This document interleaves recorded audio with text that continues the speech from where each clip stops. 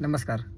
आजची वास्तू व्हिजिट आपली पुण्यातील हडपसर ह्या ठिकाणी होती आणि त्यांच्या घरामध्ये त्यांच्या मिस्टरांना पॅरालिसिस अटॅक आला होता. म्हणून त्यांनी आपल्याला त्यांच्या जो काही वास्तुदोष आहे आणि ज्या प्रॉब्लेममधून ते जाते त्यासाठी आपल्याला बोलवलं होतं. ज्यावेळेला त्यांच्या घरामध्ये आम्ही प्रवेश केला त्यावेळेला थोडासा मला श्वासामध्ये काही चेंजेस मला जाणवत होते आणि म्हणून मी त्यांना सडनली असं विचारलं की ह्या घरामध्ये काही कॅन्सरसारखे काही सिम्पटम घडलेत का?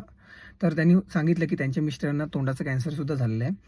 पण त्यानंतर ते असे म्हणाले की माझे मिस्टर हे निर्व्यसनी आहेत आणि त्यांनी आतापर्यंत कुठल्याही प्रकारचं म्हणजे मांस मच्छीसुद्धा खात नाही की जेणेकरून त्यांना अशा प्रकारचा त्रास त्यांच्या नशिबी यावा आणि त्यांना पॅरालिसिसचा त्रास का बरं झाला, म्हणजे त्यांनी त्यांचे प्रश्न कंटिन्युअसली चालू ठेवले. ज्यावेळेला आम्ही त्यांच्या घरामध्ये काही भागामध्ये फिरलो, त्यांच्या हॉल वगैरे किचन बेडरूम, त्यावेळेला आम्हाला बऱ्याच गोष्टी त्या ठिकाणी जाणवल्या. नेहमी लक्षात ठेवा, आजारी व्यक्तीला चुकूनही कधीही ईशान्य दिशेमध्ये झोपवू नका, नंबर 1. त्यासोबत तुमच्या औषधं कुठं आहेत ह्याच्यासुद्धा गोष्टींचा मॅटर करतो.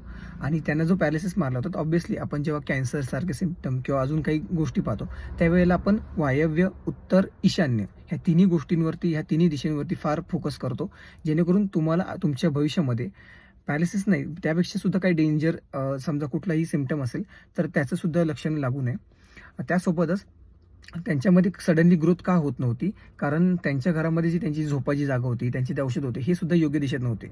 सो ह्या गोष्टी असल्यामुळे त्यांना त्यांचे प्रॉब्लेम कंटिन्युअसली वाढतच होते आणि त्यांचं असं म्हणणं होतं की आमचा आजारपणामध्ये खूप सारा पैसासुद्धा गेला. तर त्याच्यामागे सुद्धा काही कारणं असतात. तुमच्या घरामध्ये तुम्ही बाकीच्या गोष्टीसुद्धा कशा बॅलन्स केल्यात, कारण फक्त उत्तर, वायव्य, ईशान्य ह्या 3 दिशा नाहीत, तर वास्तुशास्त्रामध्ये 18 दिशांचा अभ्यास आहे आणि सर्व सामान्य व्यक्तीला ह्या गोष्टी माहिती नसल्यामुळे तो त्याचा कसाही वापर केल्यामुळे तुमचं जे काही प्रॉब्लेम आहे ते वाढत जातात, ना की ते कमी होतात.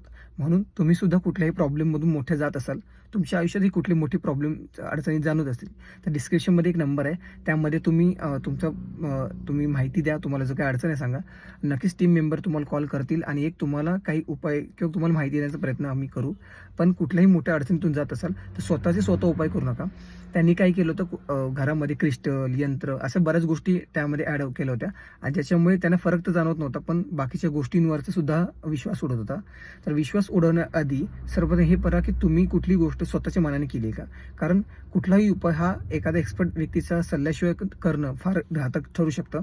आम्ही सर्व त्यांना चेंजेस सांगितले आणि मला विश्वास आहे की ते ह्यातून लवकर बाहेर पडतील, कारण अशा केसेस आम्ही ह्याआधी केलेल्या आहेत आणि खूप मोठमोठ्या गंभीर आजारातून, मोठमोठ्या प्रॉब्लेममधून वास्तुशास्त्र तुम्हाला नक्कीच बाहेर काढतं. धन्यवाद.